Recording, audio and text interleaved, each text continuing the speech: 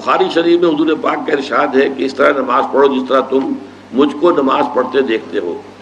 سوال یہ کہ حضور نے کس طرح نماز پڑھی، جبکہ بخاری شریف میں حضور نے رفع یدین کی نماز پڑھی ہے بخاری شریف میں حضور نے رفع یدین کی نماز پڑھی ہے۔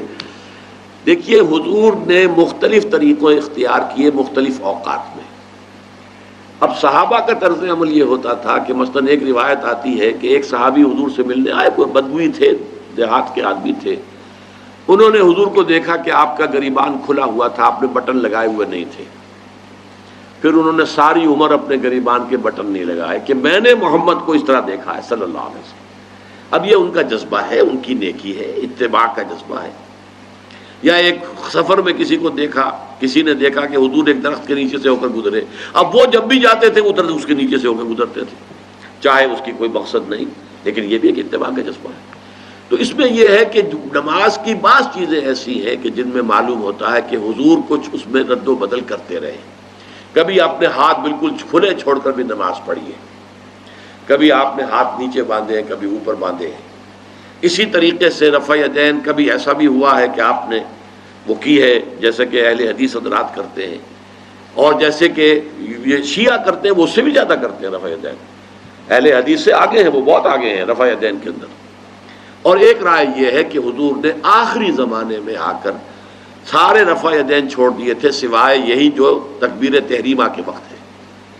اب یہ روایات، اب یہ بحث ہو جائے گی علمی، کس روایت کا کیا مقام ہے، کس کی کیا حیثیت ہے۔ بخاری شریف میں جو روایت ہے وہ یہی ہے رفع یدین کی، جو آپ صحیح کہہ رہے ہیں، لیکن یہ کہ بخاری شریف واحد کتاب تو نہیں ہے اس حدیث کی، مصنف عبد الرزاق ایک کتاب ہے، اور اسی طریقے سے اور اس میں یہ کہ امام مالک کے پیروکار، حالانکہ امام مالک مدینے کے دارالہجرہ کے امام ہیں، وہ رفع یدین نہیں کرتے، امام شافعی کے کرتے ہیں، امام مالک کے نہیں کرتے، امام ابو حنیفہ کے نہیں کرتے۔ تو ان چیزوں میں بہت زیادہ پریشان ہونے کی ضرورت نہیں ہے۔ اصل جو معجزہ ہے حضور کا اور اسلام کا وہ یہ ہے کہ 1400 برس گزر گئے لیکن نماز کے ضمن میں اتنا اختلاف نہیں ہے کہ تمام مسلمان باجماعت نماز نہ پڑھ سکیں۔ دیکھیے رفع یدین کرنے میں جماعت ٹوٹی نہیں، آپ نے کیا یا نہیں کیا، جماعت کی فارمیشن برقرار رہی۔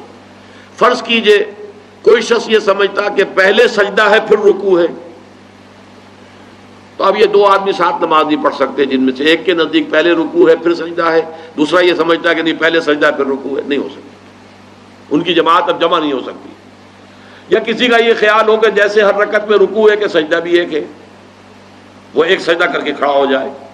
اب ظاہر بات ہے دوسرا شخص جس کے نزدیک دو سجدے ہیں وہ ایک اور سجدہ کرے گا، فارمیشن ٹوٹ گئی، اب وہ ساتھ نماز نہیں پڑھ سکتے۔ 1400 برس بیت گئے، مشرق بعید سے مغرب بعید، پوری دنیا، آج تو کوئی کونا ہے ہی نہیں جہاں مسلمان نہ ہو، لیکن جو سالڈ مسلمان جو ہیں وہ تو آپ سمجھیے کہ انڈونیشیا سے لے کر موریتانیہ تک تو مسلمانوں کی کتنی بڑی تعداد ہے۔ لیکن کہیں ایسا نہیں ہے کہ آپ کی فارمیشن ٹوٹتی ہو، کوئی ایسا مسلک نہیں ہے جس میں یہ خیال ہو کہ مغرب کی رکعت میں 2 ہیں جیسے فجر کی ہے، نہیں، وہی 3 رکعتیں ہیں۔ کوئی ایسا مسلک نہیں جس میں یہ معلوم ہو کہ فجر کی رکعتیں 3 ہیں 2 نہیں ہے، کوئی نہیں۔ عصر کی 2 ہیں یا 4 6 ہیں، کوئی نہیں۔